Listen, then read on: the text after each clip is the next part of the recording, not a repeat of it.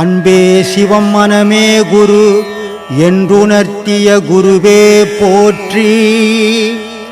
எனக்குள் இறைவனை உணர வைத்த குருவே போற்றி.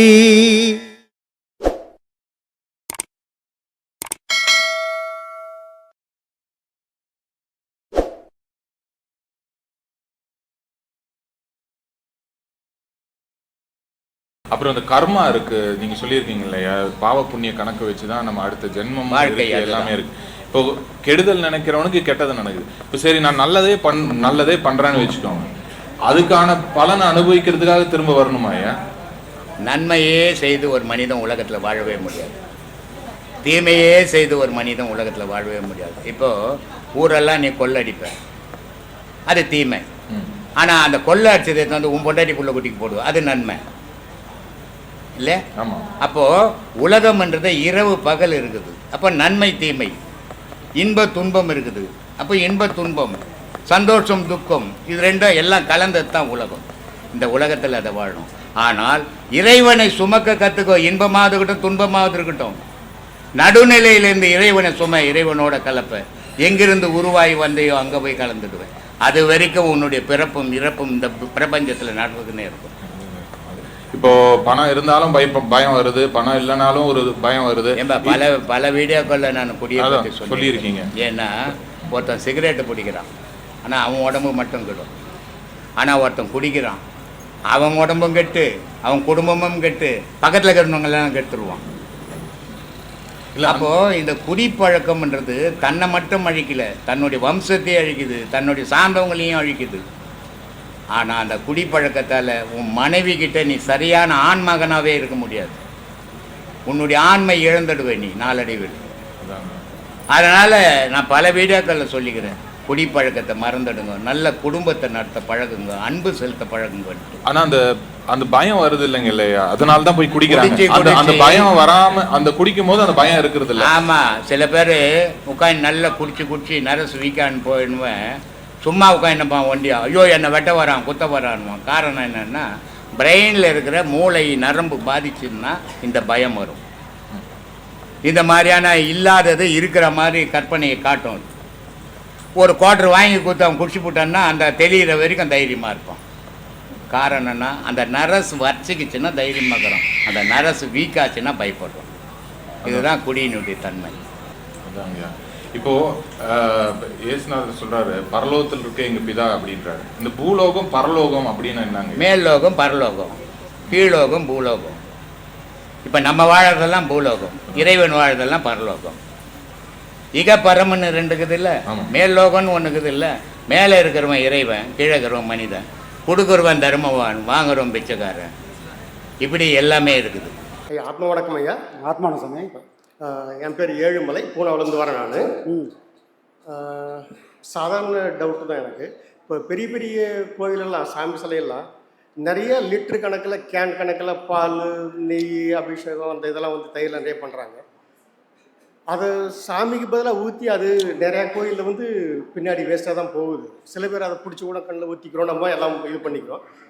அதை விட பெட்டராக வந்து அது பக்கத்தில் நிறைய பேர் இருக்காங்க இல்லையா, சாப்பிடாம அவங்களுக்கு கொடுத்தா கூட கொஞ்சம் யூஸ்ஃபுல்லாக இருக்கும் இல்லையா. அது ஏன் அந்த மாதிரி பண்ணுறாங்க, அது எந்த அளவுக்கு? இது ஒரு 100 வருஷமாக இந்த மாதிரி கேள்விகள்லாம் வருது சாமி. பகுத்தறிவுன்ற பேரில் கோயிலுக்கெல்லாம் இதெல்லாம் பால்லாம் ஊற்றுறீங்களே, பஞ்சாமிரதம் அபிஷேகம் பண்ணுறீங்களே, இதெல்லாம் வந்து ஏழைங்களுக்கு கொடுத்தாருன்னா நல்லா தானே இருக்கும் அப்படின்னு பகுத்தறிவுன்ற பேரில் சில மூடத்தனமான இது கேள்விகள் சாமிக்கலாம். கோயிலுக்கு பண்ண வேண்டியதை கோயிலுக்கு பண்ண போகிறாங்க. இப்போ இந்த ஒரு பாலம், இந்த ஒரு பஞ்சாமிரதமும் போயிடுச்சுன்னா உலகத்தை வேறு பசியெல்லாம் ஆறிடுமா?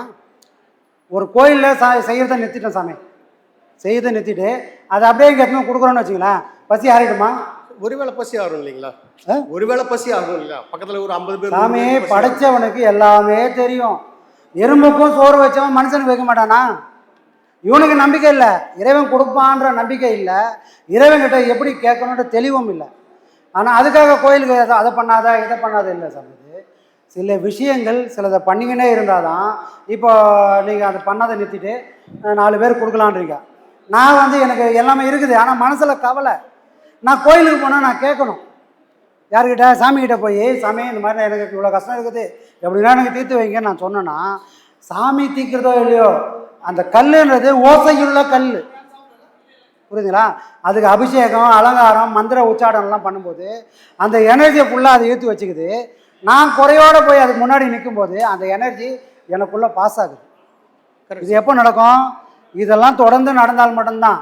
வெறும் சோறு பிரச்சனை மனுஷனுக்கு இல்லை, கவலைகளை யார் தீர்க்கிறது? அங்கே போனால் நான் நிம்மதியாகிறேன்னு எவ்வளோ பேர் சொல்கிறாங்கல்ல. என்னவோ ஏதோ தெரியாதுப்பா, அந்த கோயிலுக்கு போனோம்னா என் மனசெல்லாம் நிம்மதியாகுதுப்பா. அந்த நிம்மதி எங்கேருந்து வந்தது? ஏன் வீட்டில் அது கிடைக்கல? ஏன் ரோட்டில் கிடைக்கல? அது மந்திர சக்தி, சில வைப்ரேஷன்லாம் வந்து கிரியேட் பண்றது அந்த மந்திர சக்தி. அதுக்கு சில விஷயங்களை சில விஷயங்களை இது லௌகிக இதுதானே, இது பொருள் தானே, பொருளுக்கு வந்து அங்கே கொட்டுறது, இது பண்றது, அது வேஸ்ட்டுக்கு தானே சமம். அப்படிலாம் இல்லை சாமி. இப்போ கூட எங்கள் சாப்பாடு போடுறாங்க, மிச்சம் ஆனால் என்ன பண்ண, நீங்களான சாப்பிட முடியுமா? இல்லை அடுத்த ஆளுக்கு போட முடியுமா? யாருக்காவது கொடுக்கலாம். மிச்சம் ஆகிறது தான் சொல்கிறேன் நான். மிச்சம் ஆனால் கொடுக்கலாம். நான் சொல்கிறது அது இல்லை. ஒரு இலையில போட்டுட்டோம், போதும்னு நீங்கள் சாப்பிட்டுட்டு முழுசாக போனோம், போகல, அந்த இலையிலே கொஞ்சம் மிச்சம் இருக்குதுன்னா அதை இன்னொரு ஆளுக்கு போட முடியுமா? வேஸ்ட் ஆகுது, முடியாது இல்லையா? அதே தான் சாமி. இதை பண்ணுறவங்களால ஊருக்கும் 4 விஷயத்த நல்லதும் பண்ண முடியும். இப்போ கோயிலெலாம் அபிஷேகம் பண்ணுறாங்க, அதே கோயிலில் அன்னதானமும் பண்ணுறாங்க, புரியுதுங்களா? நாம் பண்ணாத விஷயத்த பண்ணுறதுக்கு முயற்சி பண்ணுமே தவிர, பண்ணுற விஷயத்தை ஸ்டாப் பண்ணிட்டு தான் இன்னொரு விஷயம் பண்ணணும்னா அது அவ்வளோ அறிவாளித்தனமாக இருக்காது. அதுவும் நடக்கட்டும், இதுவும் நடக்கட்டும் பண்ணோம்னா எல்லாருக்கும் எல்லாம் கிடைக்கும், புரியுதுங்களா? ஒன்றை நிறுத்தி தான் இன்னொருத்தர் மேலே போனோம்னா அதுக்கு வாய்ப்பே கிடையாது. அது இயற்கையில் அது சாத்தியமும் கிடையாது. எல்லாம் ஏழையாகிறாங்க, பணக்காரெல்லாம் சாவடிச்சிட்டு ஏழையா எல்லாரும் பணக்காரன் ஆக்கிடலாமா? முடியுமா? வாய்ப்பே கிடையாது. இவனால் என்ன முடியுமோ அதை அந்த முயற்சி பண்ணி இவனும் பணக்காரன் ஆகிறதுக்கு முயற்சி பண்ணுமே தவிர ஒருத்தனை அழிச்சிட்டு ஒருத்தனை பணக்காரன் ஆக்கிறதுக்கு வாய்ப்பே கிடையாது. அது இயற்கையில் அது சாத்தியமும் கிடையாது.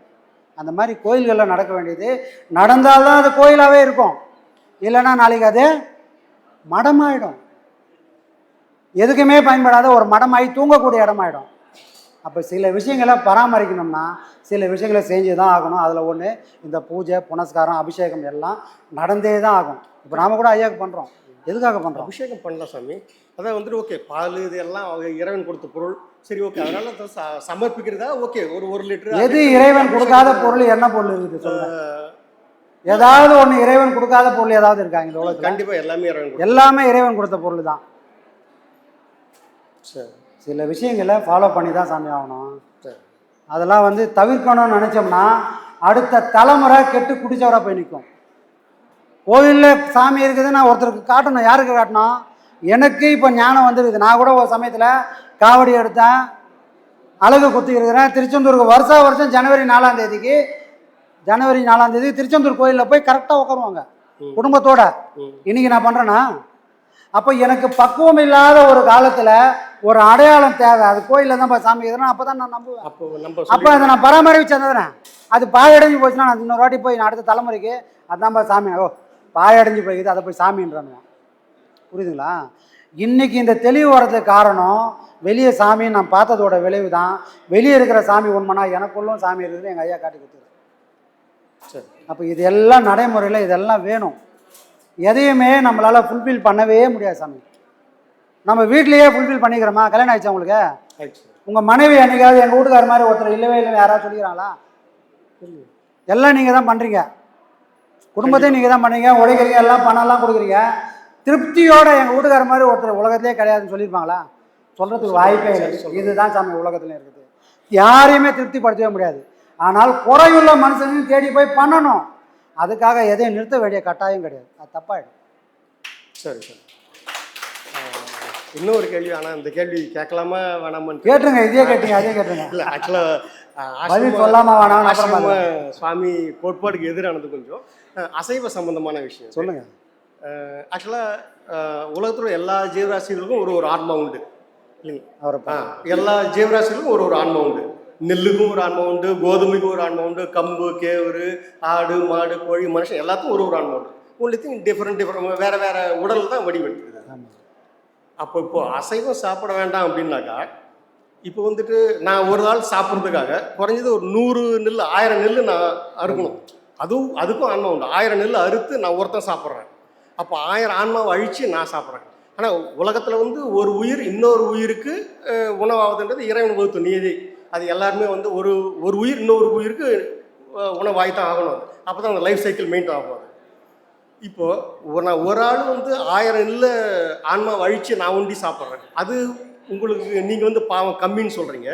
இப்போ இதே வந்து ஒரு ஆடு ஒரு ஆன்மா தான், ஒரு ஆடை விட்டு 50 பேரை பிரித்து சாப்பிட்றான், அப்போ அது பாவம் குறைய தானே செய்யும். 50 பேர் பகிர்ந்துக்கிறான், அப்போ அது பாவம் பகிர்ந்து தானே போகுது. அப்போ இதை விட அது பாவம் பரவாயில்லாமல் தானே இருக்குது. அப்போ எப்படி பின்ன அசைவம் சாப்பிட்றது வந்து அதிக பாவமாகவும் வெஜ்ஜு சாப்பிட்றது வந்துட்டு குறைஞ்ச பாவமாக எப்படி நீங்கள் ஜஸ்டிஃபை பண்ணுறீங்க? ஐயா இது மன்னிக்கணும், இல்ல தப்பான கேள்வினாக்கா தப்பெல்லாம் மன்னிக்கணும். ஒண்ணும் நான் இல்ல வந்து அசைவத்தை வந்து என்னது என்கரேஜ் பண்ணுறேன் அப்படின்லாம் இல்லை, ரொம்ப நாள் மனசுக்குள்ளே இருந்துச்சு, அது இல்லை கேட்டு கேட்டு தெளிவு வர்றது நல்ல விஷயம்தான். சரி சரி. இப்போ நெல் அரிசியாக மாறுது, அரிசி சாப்பாட்டில் வேகுது, சாப்பாடு நல்லா கொதிக்குது, பாத்திரத்தில் போட்டோம், அடுப்பை பற்ற வச்சு நல்லா கொதிக்குது. இப்போ நீங்கள் அதை போய் பார்க்குறீங்க, ஐயோ எல்லா அரிசியும் இப்படி கொதிக்குதேன்னு வேதனைப்படுவீங்களா? இல்லை, ஏன்? அது சரி, வச்சது வேதனை பட மாட்டீங்க. இதே ஒரு கோழி கடையில் கறி கடையில் போகிறீங்க, ஒரு ஆட்டையோ ஒரு மாட்டையோ ஒரு கோழியோ வெட்டுறாங்க, இப்போ அது துடிக்குது, இப்போ ஆஹா எவ்வளோ அழகாக துடிக்குது அப்படின்னு ரசிப்பீங்களா? இல்லை அங்கே போய் பாவம்னு சொல்லுவீங்களா? வேதனைப்படுவோம், வேதனைப்படுவோம். இதுதான் சாமி பாவ புண்ணியத்துக்கு அடிப்படை. எங்கே ஒரு உயிர் துடிக்குதோ அங்கேருந்து பாவம் உதயமாகுது. எந்த உயிரும் இப்போ நீங்கள் அறுக்கலைனாலும் அது என்ன வரும்? ஒரு 6 மாதம் பயிர், ஒரு நெல்லோட தகுதி நெல்லோட கால அளவு 6 மாதம்னு வச்சுங்களேன். 6 மாதம் பொறுத்து அதுனா மரமாக வளர்ந்துருமா? இல்லை, அது சாகும், சாஞ்சி அது காலியாக போகுது. ஒரு கோழியை வளர்க்குறீங்க, அதுவும் சாகத்தான் போகும். நீங்கள் விட்டா அது பாட்டு ரொம்ப நாளைக்கு இருக்கும், இருக்கும், விடுறது இல்லை. சரி, ஆடை வளர்க்குறோம், அது விட்டால் அது பாட்டு குட்டி போட்டு 10 குடும்பம் பெருசாக போயின்னு இருக்கும், விடுறது இல்லை. புரியுதுங்களா? பாவம்ன்றது எங்கே ஒரு உயிர் துடிச்சு ஏன் மனம் வேதனைப்படுதோ அங்கேருந்து பாவம் ஸ்டார்ட் ஆகுது. சரி, எதையுமே நான் பாவம் எடுத்துக்க முடியல, எதுவுமே துடிக்கல. ஒரு முருங்கை மரத்தில் போய் நான் முருங்கைக்காய் அறுக்கிறேன், அறுக்காமல் விட்டேன், அதுனா பெரிய முருங்காய் ஆகிட போதா? காஞ்சி கீழே விட போகுது. சரி, அடுத்ததுனால அதுனா வேதனைப்பட்டு இதுக்கப்புறம் முருங்காவே நான் காய்க்க மாட்டேன்னு அடம்பிடிக்க போதா? இல்லை, நடக்கிற விஷயம் நடந்துனே தான் இருக்கும். அப்போது வலியும் வேதனையும் அங்கே இல்லை, அதனால் அதை தொடர்ச்சியாக கொடுக்குது. இதே ஒரு கோழி தலையை வெட்டிட்டேன், இன்னொரு தலை முளைக்குமா? ஒரு ஆடு தலை வெட்டி இன்னொரு தலை முளைக்குமா? அப்போ இங்கே நடக்கிற விஷயம் அங்கே நடக்கலை, அதனால் இங்கே பாவம் அங்கே பாவம் இல்லை. இல்லை, இந்த ஜஸ்டிஃபிகேஷன், இந்த நியாயம் வந்து எனக்கும் தோணுச்சு. பட் ஆனால் எனக்கு வந்து இது தலைகீழ தான் தோணும். அதாவது இது வந்து என்னது வடிவேல் சொல்கிற காமெடி மாதிரி, அது வந்து அந்த ஜீவன் வந்து துடிக்க மாட்டேங்குது. நெல் கோதுமை கேவருக்கு வந்து துடிக்க தேரல, ஆடு மாடுக்கு துடிக்க தேருது. ஆக மொத்தம் ஆன்மை ஒன்று தான். அதாவது வந்து ஏழை அவன் எவ்வளோ அடித்தாலும் தாங்குவான். அது வந்து துடிக்காத வந்து நம்ம வந்து அட்வான்டேஜாக எடுத்துக்கிறோம். நம்ம அது துடிக்கல, அதை வந்து நம்ம வந்து சாதாரணமாக பயன்படுத்திக்கிறோம். அது இல்லை சாமி, அதை விட பெரிய பாவம் இல்லையா அது? ஒரு மாடை கூப்பிட்ற, நல்லா வளர்த்துட்டுன்னு வச்சிங்களேன், அந்த மாடு டே வாடா லக்ஷ்மின்னு பேர் வச்சு கூப்பிட்டுன்னு வச்சுக்கேன், லக்ஷ்மின்னு உடனே உங்க கூட வரும். அப்போ என்ன அர்த்தம்? உன் பிள்ளைய கூப்பிட்றீங்க, நீங்கள் உங்கள் பிள்ளைய கூப்பிட்டீங்கன்னா டே வாடானா வருவான். அப்போ அந்த அறிவு ஒரு மாட்டுக்கு இருக்கிறதுனால தான் அது வருது. அப்போ அது அறிவுள்ள பொருள். நம்மளை மாதிரி பேசலையே தவிர அதுக்கு அறிவு இருக்குது. ஆனால் ஒரு நெல்லை போய் ராஜா வாடானா வந்துருமா? அப்போ அதுக்கிட்ட என்ன இல்லை? அறிவு இல்லை. அது ஓர் உயிர் தாவரம், வளரும், செத்து போயிடும். ஆனால் ஒரு கோழியும் மாடும் ஆடு எல்லாமே அறிவுள்ள பொருள். நீ எப்படி இங்கே வாழ வந்தியோ அதே மாதிரி அதுவும் இங்கே வாழ்ந்து அனுபவிக்கிறதுக்கு வந்திருக்குது. உனக்கு அதுக்கு எந்த வித்தியாசமும் இல்லை. பேசுகிற அது பேசலை, உனக்கும் ஒரு உயிரினோட அடிப்படையில் நீயும் நானும் ஒன்று தான். ஆனால் அதாவது மாணிக்கவாசகர் செல்லாது நின்ற தாவர சங்கமத்துள், 2 உயிர் தான்ப்பா, ஒன்று அசையும் ஒன்று அசைவில்லாத உயிர். இந்த அசைன்ற உயிரில் ஆடு மாடுலேருந்து மனுஷன் வரைக்கும் சேர்த்துக்க. அசையாத பொருளை மரம் செடி கொடியெல்லாம் அசையாமல் நிற்கிறது. அப்போது அறிவுள்ள பொருள் எல்லாம் இந்த ஆடு மாடு வகையில் சேர்ந்ததுனால அது பாவம். அசையாமல் ஒரு இடத்துல நிற்கிது பாரு, அது எதுக்குமே பாவம் இல்லைன்னா அதுக்கு உணர்ச்சின்றது இல்லை. இது துடிக்கும், உணர்வு இருக்குது, இது துடிக்கும், வேதனை போன அறிவு இருக்குது, இது எதுவுமே அதுக்கு இல்லை. அது வளரும், வாடும், செத்து போயிடும். அதுக்கு உணர்வுன்ற ஒரு பொருள் அதுக்கிட்ட இல்லை. அதனால் உணர்வு இல்லாத ஒரு பொருளை நான் சாப்பிட்றதுனால எனக்கு பாவம் இல்லை. ஒரு கோழியை எடுத்துட்டோன்னா அது துடிக்கும் போது அதோட உணர்வு அந்த உடல் ஃபுல்லாக பரவுன்றாங்க. ஒரு அரிசியை எடுத்துட்டோன்னா அந்த உணர்வு நெல் ஃபுல்லாக பரவுமானா யாரும் இது வரைக்கும் கண்டுபிடிச்சி சொன்னதில்லை. ஏனால் அங்கே வலியும் வேதனையும் இல்லை, இங்கே வலியும் வேதனையும் இருக்கிறதுனால அதோட ரியாக்ஷன் அது உடம்பு ஃபுல்லாக பரவுது, அதனால் அது பாவம். சரிங்களா? ஆத்மா நன்றி.